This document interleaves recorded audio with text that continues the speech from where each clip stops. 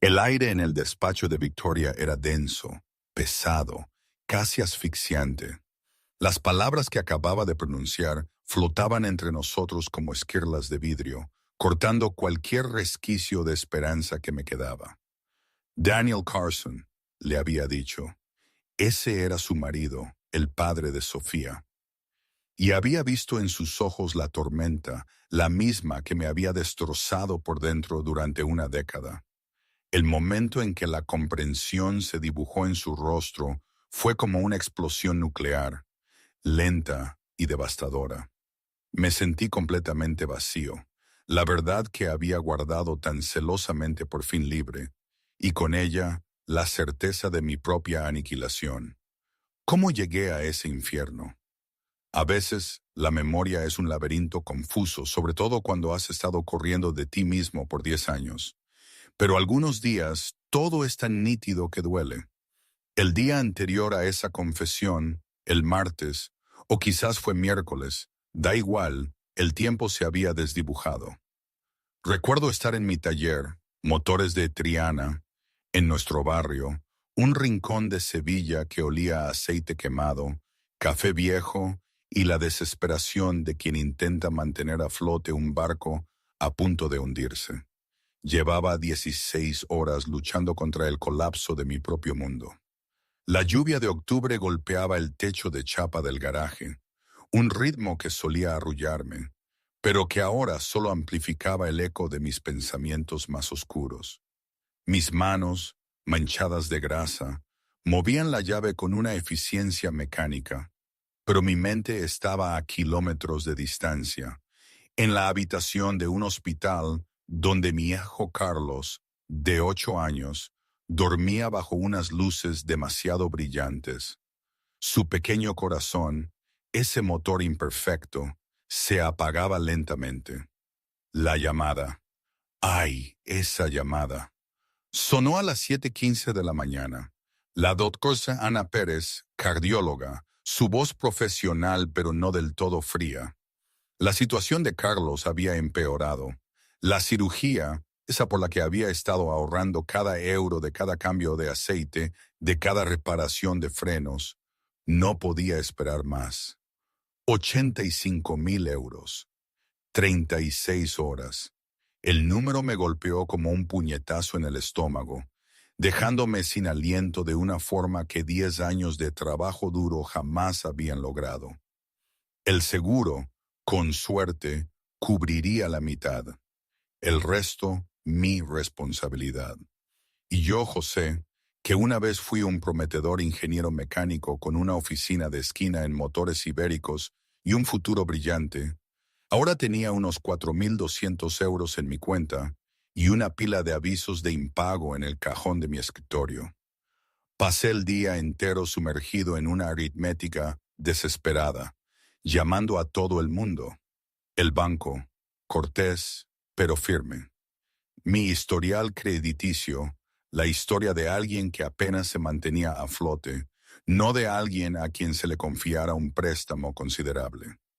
Mis antiguos colegas de motores ibéricos, los que conservaba en el teléfono como reliquias de otra vida, no contestaban o solo ofrecían palabras de consuelo que no se traducían en nada.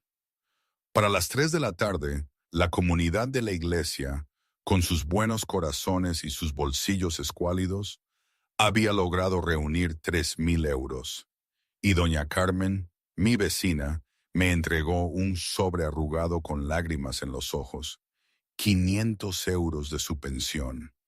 Intenté rechazarlo, pero ella me apretó los dedos alrededor del sobre con una fuerza sorprendente para una mujer de 70 años. A veces pienso en ella, en su generosidad desinteresada. ¿Qué habría sido de mí sin esas pequeñas luces en la oscuridad? Eran las 9:43 de un martes, o quizás era miércoles, y yo me encontraba sin opciones. Había llamado a la oficina de facturación del hospital, me transfirieron 4 veces antes de llegar a alguien que solo pudo repetir lo que ya sabía. Sin un acuerdo de pago, Carlos sería dado de alta. Ofrecerían recomendaciones para cuidados paliativos, información sobre cuidados terminales. La mujer al teléfono sonaba sinceramente arrepentida, y eso, de alguna manera, lo empeoraba todo. Colgué y me quedé de pie en medio de mi garaje durante 15 minutos, mirando una fotografía pegada a mi caja de herramientas. Carlos, a los 6 años, desdentado y sosteniendo una llave casi tan grande como su brazo, orgulloso de ayudar a papá. Esa foto era de hace 3 años, de antes de que empezaran los primeros síntomas, antes del diagnóstico que reescribió nuestro mundo entero. La lluvia se intensificó. Apagué las luces del taller, listo para cerrar. Mi vieja furgoneta me esperaba fuera para llevarme al hospital, a otra noche durmiendo en una silla junto a la cama de Carlos. Mañana se me ocurriría algo. Tenía que hacerlo. La alternativa era algo que mi mente no podía siquiera considerar sin romperse en 1000 pedazos. Me puse mi chaqueta de cuero gastado, con una cremallera rota que siempre decía que arreglaría, y alcancé el control de la puerta del garaje cuando la oí. Una voz, joven y asustada, pidiendo ayuda. Un sonido que atravesó la lluvia y el trueno de mi propia desesperación. Salí al aguacero y la vi de inmediato. No tendría más de 16 años, de pie junto a un Mercedes negro que brillaba incluso con la tenue luz del farol. Su ropa la delataba como alguien de la otra punta de Sevilla. Chaqueta cara, vaqueros de marca, el tipo de zapatos que costaban más que mi alquiler mensual. Pero nada de eso importaba porque su cara era una máscara de pánico puro, el rímel corriendo en oscuros riachuelos por sus mejillas mientras la lluvia le pegaba el pelo a la cabeza. El coche ladeado, el neumático delantero derecho completamente desinflado. El móvil en su mano, la pantalla oscura e inútil. «Por favor», dijo cuando me vio, la voz quebrándose.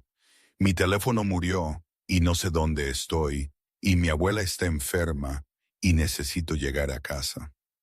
Las palabras salieron atropelladas. Pude ver sus manos temblar, pude oír el borde de la histeria asomando en su voz. Estaba a unos 5 minutos de un ataque de pánico completo, y reconocí esa mirada porque la había visto en el espejo con bastante frecuencia últimamente. «Está bien», me oí decir, adoptando el tono de calma que usaba con Carlos en las noches malas. «Vamos a echar un vistazo». Tomé el gato y la llave de ruedas de dentro, sin molestarme en ponerme un chubasquero, porque ya estaba empapado.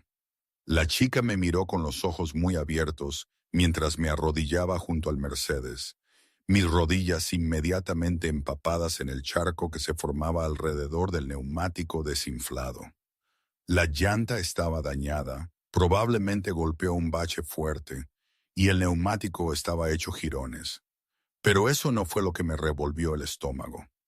Mientras trabajaba para levantar el coche, con la formación tomando el control, noté la línea de freno. Era vieja, corroída, con una pequeña grieta que perdía líquido en un goteo lento y constante que se mezclaba con el agua de lluvia. Esta chica no solo tuvo la suerte de tener un pinchazo, tuvo la suerte de tenerlo aquí, ahora, en lugar de ir a 100 por hora en la autovía cuando esos frenos hubieran fallado por completo. Mi mano se detuvo en la llave. Mi mente se transportó de repente 10 años atrás a otro sistema de frenos. Otra falla que había notado y otra elección que había hecho y que había costado vidas. «¿Es grave?», preguntó la chica, y me di cuenta de que había estado mirando la línea de freno durante demasiado tiempo.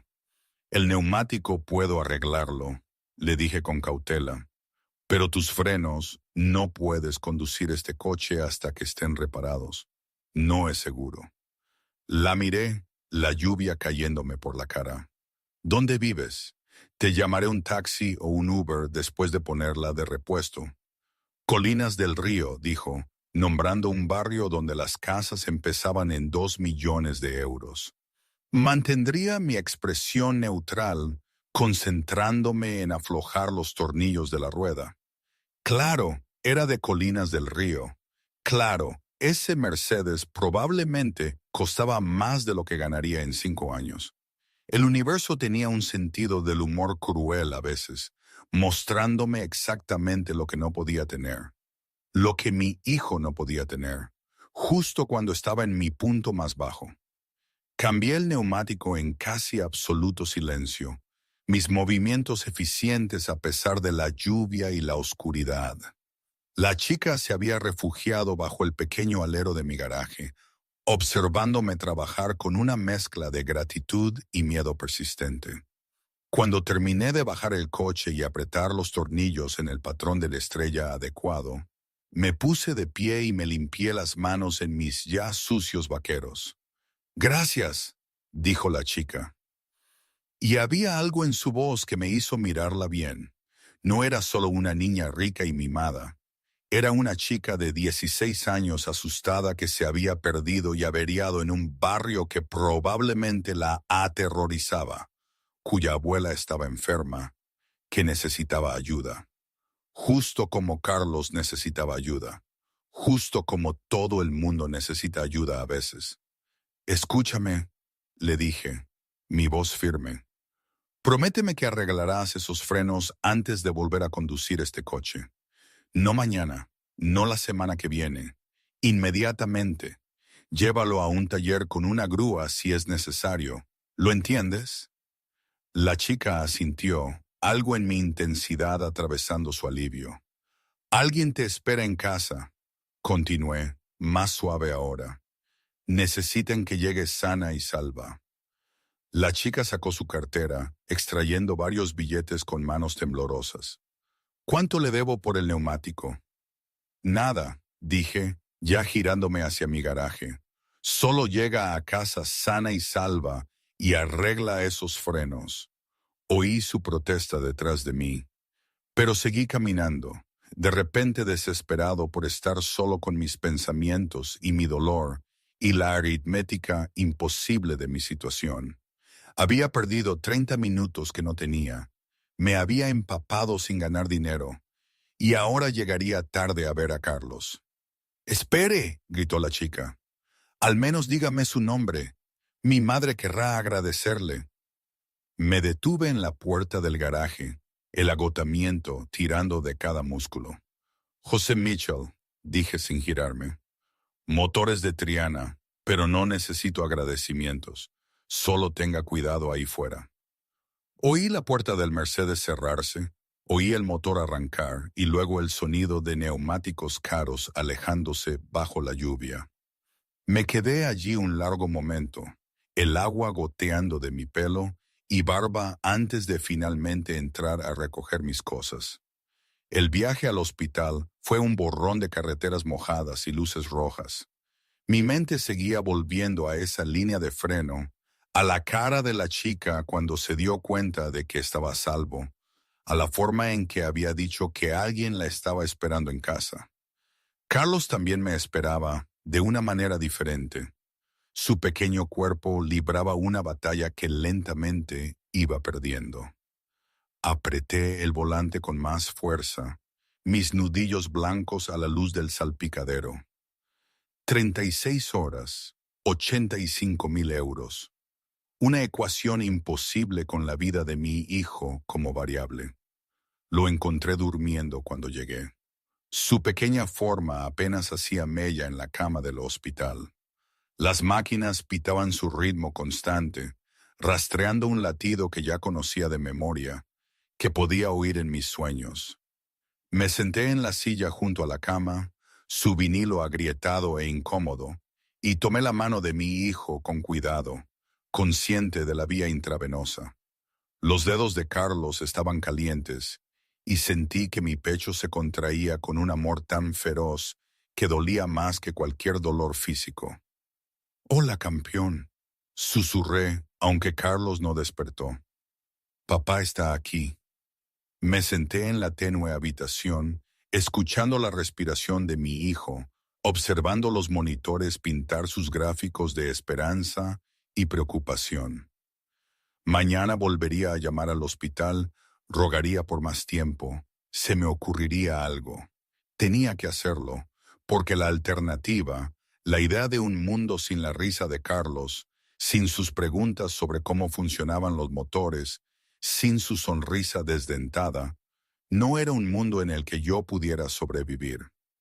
Mi teléfono zumbó en mi bolsillo alrededor de las 11:30. Un número desconocido iluminando la pantalla agrietada. Casi no contesté, asumiendo que era otra llamada de cobro, otro recordatorio de deudas que no podía pagar.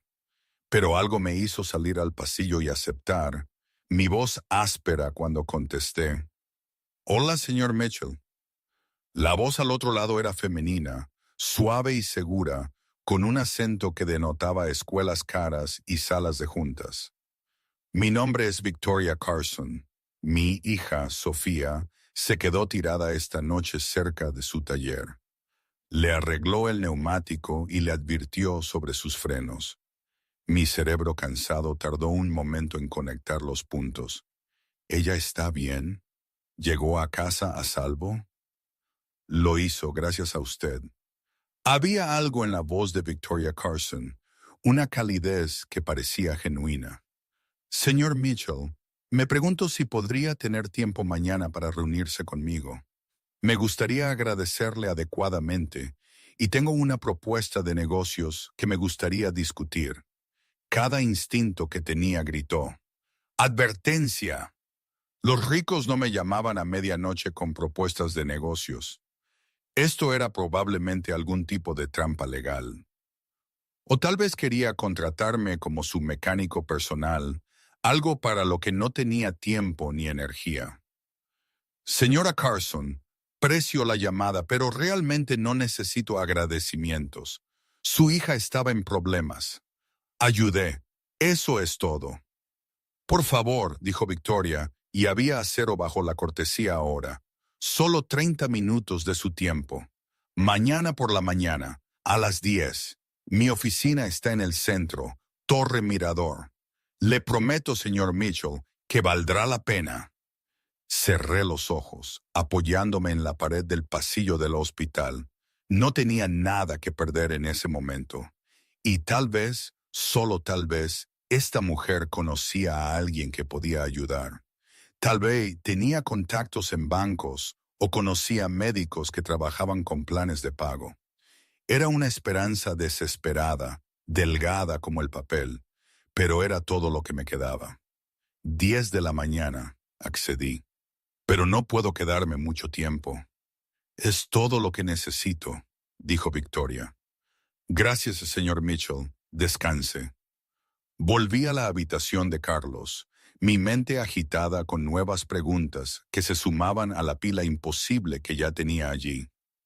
Me acomodé de nuevo en la silla sosteniendo la mano de mi hijo y traté de no pensar en líneas de freno y neumáticos desinflados y en la forma en que el universo parecía decidido a recordarme todo lo que había perdido y todo lo que aún podía perder. Fuera de la ventana, la lluvia seguía cayendo, lavando la ciudad de sus pecados, mientras José Mitchell velaba junto a su hijo dormido, contando las horas que le quedaban para encontrar un milagro. El siguiente capítulo, el del día siguiente, fue una mezcla de agotamiento y un tipo de esperanza que me daba vergüenza sentir. La mañana llegó gris y fría. La lluvia finalmente cesó, pero dejando todo goteando y empapado.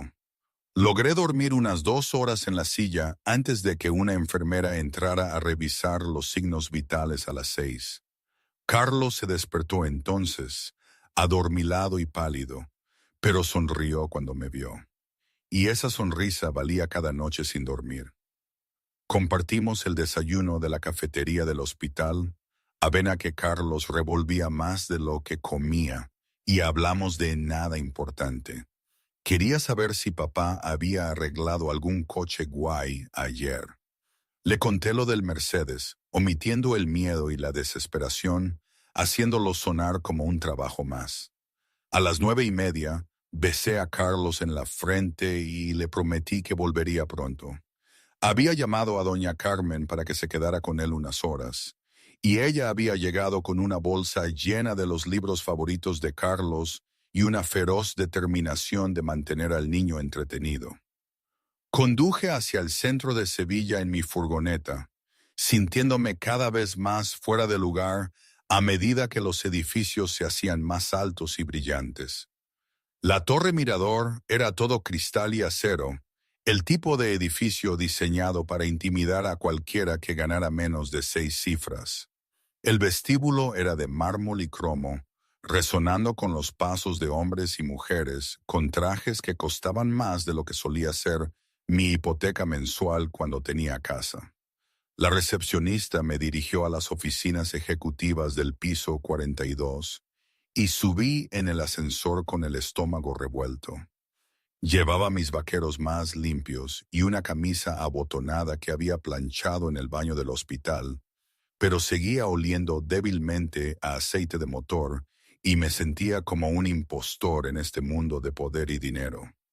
Las puertas del ascensor se abrieron a una zona de recepción que era todo elegancia discreta, paredes grises suaves, arte moderno que probablemente costaba una fortuna, muebles que parecían esculturales y profundamente incómodos.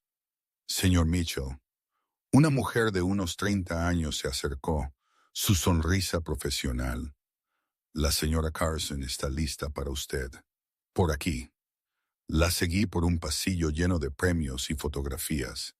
Victoria Carson estrechando manos con políticos, cortando cintas, aceptando placas. Esto no era solo riqueza. Era riqueza influyente, el tipo de dinero que se mueve por el mundo y lo cambia. El despacho de Victoria Carson podría haber contenido todo mi garaje 2 veces. Ventanales de suelo a techo dominaban la ciudad. La luz de la mañana se filtraba a través de nubes ligeras. Se puso de pie cuando entré y pude verla por primera vez. Tendría unos 40 y tantos. Elegante de una manera que parecía natural, llevando un traje azul oscuro que probablemente costaba más que la operación de Carlos. Pero fueron sus ojos los que me atraparon, inteligentes, agudos, pero con algo más suave debajo. Había perdido a alguien, me di cuenta, con el instinto de alguien que conocía el dolor íntimamente. Lo llevaba como yo, en la forma cautelosa en que se movía, la ligera vacilación antes de su sonrisa. Señor Mitchell, dijo, extendiendo la mano. Gracias por venir. Su apretón de manos era firme, seguro. Señaló una silla frente a su escritorio, de cuero y probablemente ergonómicamente perfecta. Me senté sintiendo las durezas de mis manos rozar el reposabrazos liso. Señora Carson, empecé. Aprecio que quiera dar las gracias, pero por favor déjeme terminar. Me interrumpió suavemente. Sofía me lo contó todo. Cómo estaba cerrando, cómo pudo haberme ignorado fácilmente, cómo no solo le arregló el neumático, sino que revisó todo el coche y encontró el problema de los frenos. Se inclinó ligeramente. El mecánico al que envié el Mercedes esta mañana confirmó lo que usted dijo. Las líneas de freno estaban gravemente corroídas. Otra semana, quizás menos, y habrían fallado catastróficamente. Hizo una pausa y vi sus manos apretarse sobre el escritorio. Le salvó la vida a mi hija, señor Mitchell. No solo cambiando un neumático, sino tomándose el tiempo de revisarlo todo, haciendo el trabajo bien, aunque no tenía ninguna razón para ello. Hice lo que cualquiera haría, dije, incómodo con su intensidad. Ahí se equivoca, dijo Victoria. La mayoría de la gente no lo habría hecho. Habrían cambiado el neumático y la habrían despedido. Pero usted no, y quiero saber por qué. Se recostó estudiándome. Sofía dijo que le dijo que alguien la esperaba en casa. Lo dijo como si significara algo personal. Sentí un nudo en la garganta. Todo el mundo tiene a alguien esperándoles. Todo el mundo le importa a alguien. Victoria asintió lentamente. He investigado sobre usted, señor Mitchell. Espero que no le importe. Es un hábito de años en los negocios. Solía trabajar para Motores Ibéricos, ingeniero mecánico jefe. Lo estaban preparando para la dirección. Luego, hace 10 años, renunció de repente. Sin referencias, sin un puesto nuevo. Abrió Motores de Triana hace 8 años. Trabaja solo. Tiene un hijo, Carlos, de 8 años.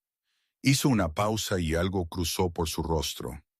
También sé que Carlos se encuentra actualmente en el Hospital Universitario Virgen del Rocío, Unidad de Cardiología Pediátrica. Me puse de pie bruscamente, la ira atravesando mi agotamiento. La información médica de mi hijo es privada. Usted no tenía derecho. Siéntese, señor Mitchell. No fue una petición. La voz de Victoria llevaba una autoridad que me hizo dudar a pesar de mí mismo. No accedí a ningún registro médico. Simplemente conozco el hospital al que van los niños con afecciones cardíacas graves. Sofía mencionó que parecía agotado, preocupado. Uní las piezas. Ella también se puso de pie ahora, acercándose a la ventana. Quiero ofrecerle un puesto de trabajo. Mi empresa desarrolla tecnología de seguridad automotriz. Necesitamos consultores que entiendan los sistemas mecánicos, que tomen la seguridad en serio. El puesto paga 150,000 euros al año. Me desplomé de nuevo en la silla, el número golpeándome como un golpe físico. Eso era más de lo que había ganado en los últimos 3 años combinados. Era el doble de la cirugía de Carlos. ¿Cuál es el truco? No hay truco, dijo Victoria, pero necesito una verificación de antecedentes, referencias de empleadores anteriores, y el contrato no comenzaría en 2 semanas. Se giró para mirarme. ¿Será eso un problema? Todo dentro de mí se heló. La verificación de antecedentes revelaría por qué me había ido de Motores Ibéricos. Las referencias serían imposibles. Había quemado esos puentes cuando renuncié, y 2 semanas era 14 días demasiado tarde. Me puse de pie de nuevo, esta vez moviéndome hacia la puerta. Aprecio la oferta, señora Carson, pero tengo que irme. Señor Mitchell, espere. La voz de Victoria me detuvo en la puerta. Si se trata del tiempo, si necesita que el puesto empiece antes, no se trata del tiempo, dije, y estaba tan cansado de cargar con este peso solo. Se trata de que no lo merezco. No merezco su amabilidad, ni su oferta de trabajo, ni sus gracias. Me giré para enfrentarla y algo se rompió dentro de mí. Mi hijo necesita una operación. 85,000 euros. Tengo quizás 8,000 en total si vendo todo lo que tengo. Tengo horas, no semanas, y no puedo aceptar su caridad, especialmente no de usted. ¿Por qué especialmente no de mí? Preguntó Victoria en voz baja. Porque no soy una buena persona, señora Carson. Solo soy alguien que intenta arreglar errores que no se pueden arreglar. Mi mano estaba en el picaporte, lista para correr como había estado corriendo durante 10 años. Gracias por la oferta. Lamento haberle hecho perder el tiempo. ¿Trabajó usted en los sistemas de frenos en Motores Ibéricos? La pregunta de Victoria fue suave, pero me detuvo en seco. ¿Es por eso que revisó los frenos de Sofía con tanto cuidado? ¿Por qué trabaja solo en un pequeño taller, en lugar de en otra gran empresa? Me quedé helado, de espaldas a ella, mi mano temblando en el pomo de la puerta. Podía irme ahora mismo, salir, dejarla pensar lo que quisiera, pero estaba tan cansado de correr, tan cansado de cargar con esto solo, y quizás era hora de que alguien supiera la verdad de lo que había hecho. Sí, dije, mi voz apenas un susurro. Trabajé en sistemas de frenos. Fui ingeniero principal en un nuevo diseño. Íbamos con retraso. Los ejecutivos presionaban mucho y encontré un fallo. El silencio en la oficina fue absoluto. Me giré para enfrentarme a Victoria, encontrando sus ojos. Era pequeño, un problema de tolerancia de diseño que podía provocar un desgaste prematuro bajo ciertas condiciones. Mi supervisor dijo que probablemente estaba bien, que lo supervisaríamos después de la producción. Me dijo que no retrasara el lanzamiento por algo que podría no ser nada. Mi voz era firme ahora, objetiva, recitando los hechos de mi mayor fracaso. Tenía 28 años, quería el ascenso, quería el despacho de esquina, el aumento y el prestigio. Así que lo firmé. Aprobé el diseño. ¿Qué pasó?, preguntó Victoria, y su voz era extraña ahora, tensa y controlada.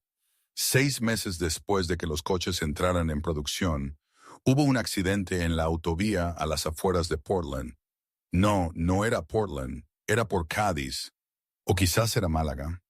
No me acuerdo exactamente. Lo que sí recuerdo es que la línea de freno falló en un sedán de 2 años. El conductor era un hombre llamado Daniel Carson. Llevaba a su hija de 10 años en el coche con él. Viró para evitar chocar contra la mediana cuando los frenos fallaron, pero corrigió demasiado. Chocó contra una barrera de hormigón a 110 kilómetros por hora. Murió al instante. La hija sobrevivió con heridas leves. Y yo lo maté, no con mis manos, sino con mi silencio, con mi ambición, con mi cobardía. El rostro de Victoria se había puesto completamente blanco. Apretó el borde de su escritorio y vi sus nudillos sin sangre. ¿Qué acaba de decir?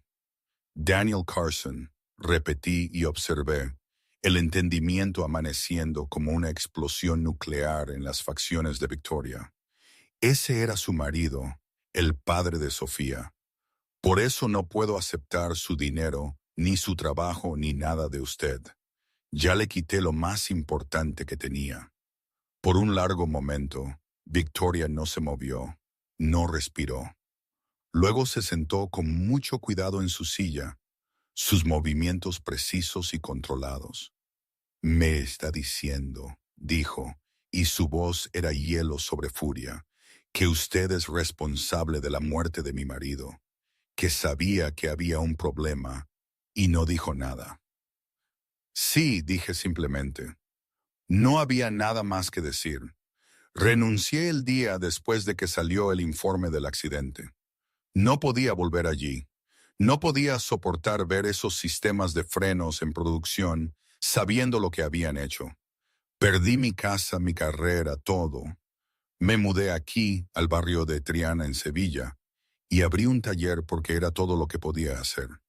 Porque pensé que tal vez si pasaba el resto de mi vida arreglando coches de la manera correcta, revisando todo 2 veces, sin cortar esquinas, tal vez podría de alguna manera equilibrar la balanza. Me reí amargado y roto, pero no se pueden equilibrar esas balanzas. Y ahora mi hijo se está muriendo y no tengo dinero ni tiempo. Y pensé que tal vez usted tenía alguna conexión o idea que pudiera ayudar. Pero no la tiene, porque soy la persona que destruyó su familia y no tengo derecho a pedirle nada. Victoria me miró fijamente y pude ver la guerra que se libraba detrás de sus ojos. Dolor y rabia y shock, todos luchando por dominar. Váyase, dijo finalmente. Su voz temblaba. Váyase de mi oficina. Asentí. Lo esperaba. Lo merecía. Estaba a medio camino de la puerta cuando volvió a hablar. Espere. Me giré. Victoria estaba de pie ahora, todo su cuerpo rígido por la tensión. Cuénteme sobre la verificación de antecedentes. ¿Por qué sería un problema? Porque cuando renuncié a Motores Ibéricos, me aseguré de que no pudieran enterrar lo que pasó. Presenté informes. Hablé con los investigadores de seguridad. La empresa llegó a un acuerdo con su familia en silencio, pero internamente hubo caos. Me incluyeron en una lista negra. Cualquiera que llame para una referencia oirá que soy difícil, que causé problemas, que le costé millones a la empresa. Nunca dirán por qué, pero se asegurarán de que nadie me contrate. La miré a los ojos. Tomé mi decisión hace 10 años. He estado pagando por ella desde entonces. ¿Y su hijo? Preguntó Victoria. ¿Cuánto tiempo le queda? Horas, dije. Quizás 30 ahora. Sin la cirugía le darán el alta. Lo enviarán a casa conmigo, para que esté cómodo. Las palabras se me atascaron en la garganta. Tiene 8 años. Quiere ser ingeniero como su padre. No sabe que su padre es la razón por la que la gente muere cuando confía en cosas rotas. Victoria se acercó a la ventana, de espaldas a mí, su silueta oscura contra el cielo gris de la ciudad. Mi marido era un buen hombre, dijo suavemente. Amable, divertido, brillante. Sofía lo adoraba. Se suponía que envejeceríamos juntos. Veríamos a nuestra hija graduarse. Tendríamos nietos. En cambio, tuve que enterrarlo y explicarle a una niña de 10 años por qué papá no volvería a casa. Se giró y vi lágrimas en su rostro ahora, aunque su voz permaneció firme. Durante 10 años he querido a alguien a quien culpar, a alguien a quien odiar. La empresa me dio dinero y disculpas, pero nunca rendición de cuentas. Y ahora aquí está, de pie en mi oficina, diciéndome que usted es ese alguien. Lo soy, dije. También es usted quien salvó a Sofía anoche, continuó Victoria. Detuvo que mi hija tuviera el mismo destino que su padre. Podría haber cambiado el neumático y haberse marchado, pero no lo hizo. Revisó todo porque aprendió. Aprendió del peor error de su vida y cambió. Se secó los ojos con movimientos precisos. Ahora mismo tengo una opción, señor Mitchell. Puedo elegir aferrarme a 10 años de ira. Puedo elegir dejar que se vaya de aquí sin nada. Dejar que su hijo muera. Llamarlo karma o justicia o cualquier palabra que le facilite dormir por la noche. O puedo elegir otra cosa. Esperé, sin entender, sin atreverme a esperar. Victoria abrió el cajón de su escritorio y sacó una chequera. Puedo elegir romper el ciclo, dijo, escribiendo con trazos rápidos y decisivos. Puedo elegir que algo bueno provenga de esa tragedia. Puedo elegir salvar una vida en lugar de aferrarme a una muerte. Arrancó el cheque y me lo tendió. 85,000 euros para la cirugía de Carlos. Miré el cheque, los números escritos allí, y mis piernas cedieron. Me senté con un golpe en la silla. Mis manos temblaban demasiado como para alcanzarlo. No puedo, logré decir. No puedo aceptar eso de usted. No después de... Puede, dijo Victoria con firmeza. No porque lo merezca, no porque borre nada, sino porque Carlos lo merece, porque es un niño de 8 años que quiere ser ingeniero, y no tiene nada que ver con los errores que cometió su padre. Colocó el cheque sobre el escritorio frente a mí. Esto no es perdón, señor Mitchell. No sé si podré perdonarle. Quizás algún día, quizás no, pero esto es una elección. Una elección para que algo bueno suceda. Una elección para honrar a mi marido, salvando la vida de un niño de la manera en que no pude salvar la suya. Tomé el cheque con manos temblorosas, mirando la firma de Victoria, la cantidad que significaba vida para mi hijo. ¿Por qué?, susurré. Después de todo lo que le acabo de contar, ¿por qué haría esto? Porque anoche protegió a mi hija, dijo Victoria. Vio a una niña asustada que necesitaba ayuda y la ayudó, a pesar de que tenía todas las razones para cerrar su garaje e irse. Le advirtió sobre sus frenos, no porque tuviera que hacerlo, sino porque no podía soportar la idea de que muriera de la misma manera que murió mi marido. Se sentó frente a mí y vi en su rostro el agotamiento que igualaba el mío.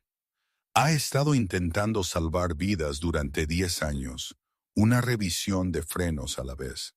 No puede traer de vuelta a Daniel, pero puede salvar a Carlos, y quizás eso importe. La puerta de la oficina se abrió y Sofía entró, deteniéndose en seco cuando me vio. «Mamá, ¿está todo bien?» Victoria miró a su hija, luego a mí, y algo cambió en su expresión. «Sofía, ven aquí. Quiero que conozcas a alguien». Sofía se acercó con cautela, claramente percibiendo la tensión. «Este es José Mitchell. Es el hombre que te salvó la vida anoche». Y Victoria hizo una pausa, eligiendo sus palabras con cuidado. «También es alguien cuya vida tu padre salvó de alguna manera. Cometió errores, errores muy graves que hirieron a nuestra familia, pero aprendió de ellos. Y porque aprendió estuvo allí para ayudarte cuando lo necesitaste». Sofía miró entre nosotros, la confusión clara en su joven rostro. «No entiendo». «No tienes que hacerlo», dijo Victoria suavemente. «No ahora mismo. Lo que necesitas saber es que el señor Mitchell tiene un hijo que está muy enfermo y vamos a ayudarle porque es lo que tu padre habría querido. Él siempre creyó que la gente merecía segundas oportunidades». Se volvió hacia mí. «Vaya a llevar ese cheque al hospital. Salve a su hijo. Y cuando se recupere, si todavía quiere ese trabajo, es suyo. Sin verificación de antecedentes, sin referencias. Solo un padre que aprendió a hacer lo correcto, incluso cuando es difícil». Me puse de pie, el cheque apretado en mi mano como un salvavidas. Quería decir algo profundo, algo que capturara la magnitud de lo que Victoria acababa de hacer. Pero todo lo que salió fue: «Gracias, no merezco esto». «No», dijo Victoria en voz baja, «no lo mereces, pero Carlos sí. Ahora, vete». Y me fui. Corrí por la elegante oficina, ignorando las miradas de asombro de los asistentes y ejecutivos. Bajé los 42 pisos en el ascensor, con el corazón latiéndome en el pecho. Conduje hasta el banco como en un sueño, apenas pudiendo ver a través de las lágrimas que corrían por mi rostro. El cajero procesó el cheque con eficiencia profesional, sin notar ni importarle que el hombre que tenía delante sostenía la vida de su hijo en un trozo de papel. Llamé al hospital desde el aparcamiento, mi voz quebrándose al decirles que tenía el dinero para programar la cirugía de inmediato. Cuando llegué a la habitación de Carlos, el equipo médico ya se estaba movilizando. Carlos estaba despierto, asustado por toda la actividad repentina, y lo abracé con todo el cuidado que pude con todos los tubos y cables. «Hola, campeón», dije, mi voz ronca de emoción. «¿Adivina qué? Te van a operar hoy». «¿De verdad?» Los ojos de Carlos se abrieron de par en par. «¿Conseguiste el dinero?» «Sí», dije, pegando mi frente a la suya. «Conseguí el dinero. Alguien muy especial nos ayudó. Alguien que cree que vale la pena salvarte». «Claro que sí», dijo Carlos con la simple confianza de los niños. «Voy a ser ingeniero como tú, papá. Voy a construir cosas que ayuden a la gente». Cerré los ojos, abrazando a mi hijo, pensando en la elección de Victoria Carson y la muerte de Daniel Carson, y el peso imposible de la culpa y la gracia entrelazados. «Vas a ser mejor que yo», susurré. «Mucho mejor». Se llevaron a Carlos a cirugía 3 horas después. Pasé esas horas explicando el procedimiento, haciendo bromas, siendo valiente por mi hijo de una manera que nunca había sido valiente por mí mismo. Cuando se llevaron a Carlos en la camilla, el niño me sonrió y dijo: «Nos vemos pronto, papá. Te quiero». Y yo se lo devolví, las palabras llevando cada gramo de amor, miedo y esperanza desesperada en mi corazón. La cirugía duró 7 horas. Pisé la sala de espera, incapaz de sentarme, incapaz de pensar en otra cosa que no fuera Carlos en esa mesa de operaciones. Cirujanos trabajando para arreglar el corazón roto de mi hijo. Doña Carmen se sentó conmigo las primeras horas. Luego tuvo que irse a su propia cita con el médico. Estaba solo cuando la doctora Pérez finalmente salió, todavía con su pijama de quirófano, la mascarilla bajada para revelar una sonrisa cansada pero genuina. Lo hizo genial, dijo, y mis piernas cedieron por segunda vez ese día. Me senté con un golpe en el suelo de la sala de espera, y la doctora Pérez se agachó a mi lado. La cirugía salió perfectamente. Está en recuperación ahora. Será un camino largo, mucha curación por delante. Pero José va a estar bien. Puse mi cara entre mis manos y lloré. Grandes sollozos, el alivio que había estado conteniendo durante meses, durante años, durante una década. Lloré por Carlos y por Daniel Carson, y por la gracia imposible de recibir una segunda oportunidad que no merecía. La doctora Pérez me dejó llorar, su mano firme en mi hombro. Y finalmente, la tormenta pasó y pude respirar de nuevo. Me dejaron ver a Carlos una hora después. Mi hijo estaba pálido y pequeño en la cama de recuperación, el pecho envuelto en vendajes, máquinas monitorizando cada respiración y latido, pero estaba vivo. Iba a vivir. Tomé la mano de Carlos con cuidado, consciente de las vías intravenosas, y observé a mi hijo dormir el sueño sedado de la curación. Fuera de la ventana, la tarde se convertía en noche, las luces de la ciudad empezaban a brillar en la creciente oscuridad. Mi teléfono zumbó, un mensaje de un número desconocido. ¿Cómo está? Miré el mensaje, luego respondí con una mano, sin soltar a Carlos. Cirugía exitosa. Se va a recuperar. Gracias. Pasaré el resto de mi vida intentando merecer lo que hizo hoy. La respuesta llegó rápidamente. No tienes que merecerlo. Solo haz lo mejor. Eso es todo lo que cualquiera de nosotros puede hacer. Luego otro mensaje. Sofía quiere visitarlo cuando Carlos se sienta mejor. Si te parece bien. Miré a mi hijo dormido, el ascenso y descenso de su pecho, el monitor mostrando un corazón que estaba aprendiendo a latir correctamente. Sería un honor, respondí. Los días siguientes se difuminaron en una rutina de visitas al hospital y curación. Carlos se recuperó más rápido de lo que nadie esperaba. La resiliencia de la juventud lo llevó adelante. Al final de la primera semana, ya estaba sentado y quejándose de la comida del hospital, lo que la doctora Pérez dijo que era una muy buena señal. Victoria y Sofía vinieron a visitarnos al 9º día, trayendo flores y un coche teledirigido que Carlos quiso desarmar inmediatamente para ver cómo funcionaba.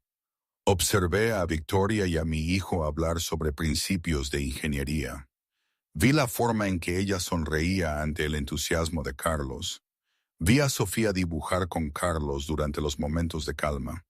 Me recuerda a Daniel, dijo Victoria en voz baja mientras los niños estaban absortos en su actividad. Ella y yo estábamos junto a la ventana, manteniendo una distancia prudente. Siempre queriendo saber cómo funcionaban las cosas, siempre creyendo que podía arreglarlo todo. Lo siento, dije, porque nunca dejaría de sentirlo. Sé que eso no cambia nada, pero lo siento. Sé que sí, respondió Victoria.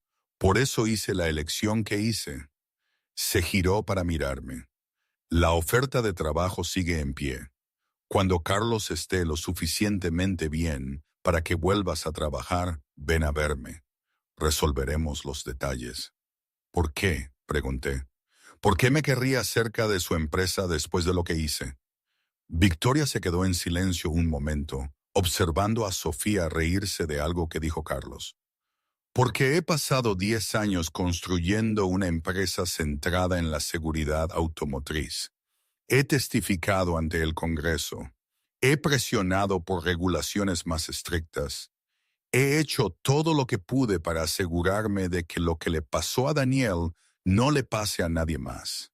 Me miró a los ojos, pero necesito gente que entienda lo que sucede cuando la seguridad se compromete. Gente que ha vivido con las consecuencias. Gente que nunca volverá a cortar esquinas. Ese eres tú, José. Eres alguien que revisa cada línea de freno 2 veces porque no puedes soportar la idea de que otra familia pierda lo que nosotros perdimos. No merezco su confianza, dije. Quizás no. Estuvo de acuerdo Victoria. Pero Carlos merece un padre que pueda mantenerlo. Y otras familias merecen ingenieros que tomen la seguridad en serio. Así que lo dejaremos en tablas. 3 meses después, yo, José, entré en Carson Technologies para mi primer día de trabajo. Carlos estaba en casa, sano, corriendo con una energía que compensaba todos los meses de enfermedad. La cicatriz en su pecho se estaba curando. Un recordatorio de lo cerca que habíamos estado de perderlo todo. Mis propias cicatrices eran diferentes, invisibles, llevadas en la forma cuidadosa en que abordaba cada proyecto y en las pesadillas que todavía me despertaban a veces, y en la fotografía de Daniel Carson que guardaba y de la que nadie sabía. Mi oficina era pequeña, pero tenía una ventana con vistas a la ciudad. En mi escritorio coloqué 2 fotografías. Una era Carlos en el parque después de la cirugía, los brazos abiertos como si quisiera abrazar al cielo. La otra era el viejo recorte de periódico sobre el accidente de Daniel Carson, ahora enmarcado. Victoria me había preguntado por qué lo guardaba, y le había dicho la verdad. Nunca quería olvidar el costo de mis decisiones, lo que salvaron, lo delgada que era la línea entre ambos. El trabajo era desafiante, gratificante, de una manera que no había sentido en años. Capacité a nuevos ingenieros, enfatizando los protocolos de seguridad, revisando diseños con una atención meticulosa que algunos encontraban excesiva y otros llegaron a respetar. Construí asociaciones con agencias reguladoras, impulsé estándares de seguridad más estrictos y cada noche volvía a casa con Carlos, sabiendo que había pasado el día tratando de proteger al hijo de otra persona de la manera en que no había logrado proteger a Daniel. Victoria y yo mantuvimos una relación profesional cuidadosa que, lenta y tímidamente, se convirtió en algo parecido a la amistad. No el tipo fácil, sino el tipo difícil, construido sobre la verdad y la elección y el reconocimiento de que algunas heridas nunca sanan por completo, pero se puede vivir con ellas. Sofía y Carlos se hicieron amigos de verdad. El vínculo improbable entre ellos, algo que ninguna de las familias había esperado, pero que ambas llegaron a atesorar. En el primer aniversario de la cirugía de Carlos, lo llevé a acampar por primera vez a Sierra Nevada. Carlos ya estaba lo suficientemente fuerte, autorizado por sus médicos, rebosante de emoción mientras montábamos nuestra tienda en las montañas. Esa noche, sentados alrededor de la hoguera con las estrellas girando sobre nosotros, Carlos me hizo la pregunta que había estado esperando. Papá, ¿por qué siempre revisas todo 2 veces, incluso en casa, incluso cuando no importa? Miré el fuego, viendo bailar las llamas. Porque todo importa, campeón. Cada elección que hacemos, cada esquina que pensamos en atajar, cada vez que decidimos que algo probablemente está bien, todo importa. La vida de la gente depende de que hagamos bien nuestro trabajo. Miré a mi hijo viendo en mi mente a la hija de Daniel Carson, viendo al hombre que murió porque yo había tenido demasiado miedo para hablar. Lo aprendí a las malas. Cometí un error una vez que hizo daño a la gente, y me prometí que nunca volvería a cometer ese tipo de error. ¿Qué tipo de error?, preguntó Carlos, su rostro serio a la luz del fuego. El tipo de error en el que sabía que algo andaba mal, pero no dije nada porque tenía miedo. Dije honestamente, alguien murió por mi elección, y no puedo traerlo de vuelta, pero puedo asegurarme de que nunca vuelva a suceder. Carlos se quedó en silencio un largo momento, procesando esto. Luego dijo, ¿es por eso que la señora Carson nos ayudó? Porque ayudaste a Sofía en parte, dije, pero también porque la señora Carson hizo una elección. Podría haberse enfadado conmigo por cosas que hice hace mucho tiempo. En cambio, decidió ayudarte. Eligió que algo bueno surgiera de algo malo. Puse mi brazo alrededor de los hombros de Carlos. Eso es lo que estoy tratando de enseñarte, campeón. Todos cometemos errores. Lo que importa es lo que hacemos después. Si aprendemos, si intentamos mejorar. Voy a mejorar, dijo Carlos con confianza. Cuando sea ingeniero, voy a hacer cosas realmente seguras, como tú y la señora Carson. Abracé a mi hijo, respirando el olor a bosque y aire de montaña y segundas oportunidades. Ya lo estás haciendo mejor que yo, dije en voz baja, solo por ser tú. Nos sentamos en un silencio cómodo, padre y hijo bajo estrellas que habían sido testigos de innumerables fracasos y triunfos humanos, y que seguirían brillando mucho después de que nuestros pequeños dramas hubieran desaparecido. Pensé en Victoria en su oficina esa mañana, en el cheque que había escrito y la elección que había hecho. Pensé en Daniel Carson, desaparecido hace 10 años, pero aún dando forma a vidas a través de las ondas de su muerte. Pensé en Sofía, prosperando y fuerte, llevando el recuerdo de su padre hacia adelante. Y pensé en la chica que lloraba junto a un Mercedes averiado, y cómo ese único momento de elegir ayudar había llevado de alguna manera a todo esto. El pasado no podía borrarse. Lo sabía. Cargaba con la muerte de Daniel Carson. La cargaría hasta mi propia muerte. Un peso que nunca se levantaría por completo. Pero junto a ese peso estaba la risa de Carlos. Estaba el conocimiento de que otras familias estaban más seguras gracias al trabajo que hacía ahora. Era la gracia imposible que Victoria me había mostrado. No era redención. No realmente. La redención sugería que la balanza podía equilibrarse, que suficientes buenas acciones podían borrar una terrible elección. Pero era algo.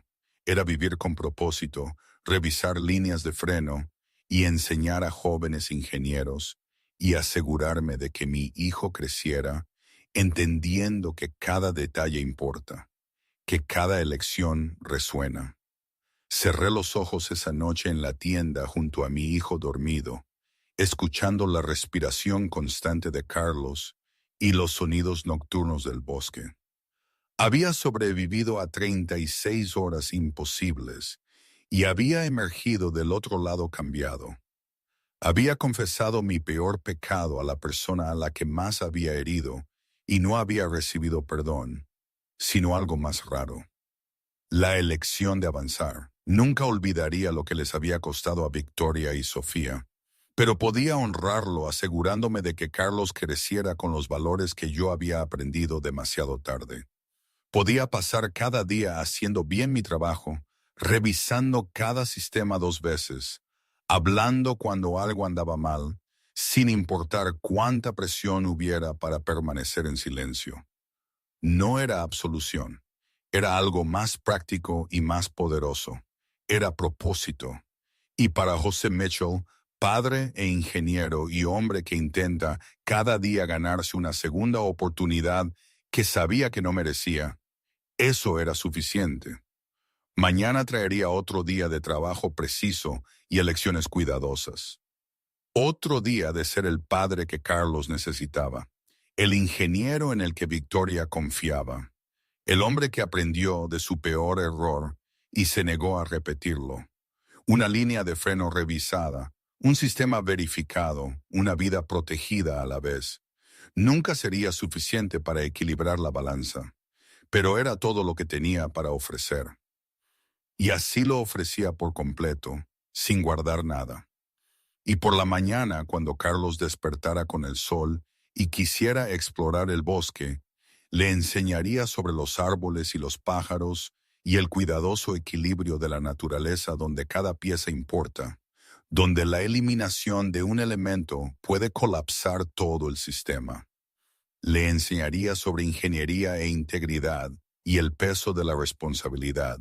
Le enseñaría que ser valiente no es no tener miedo nunca.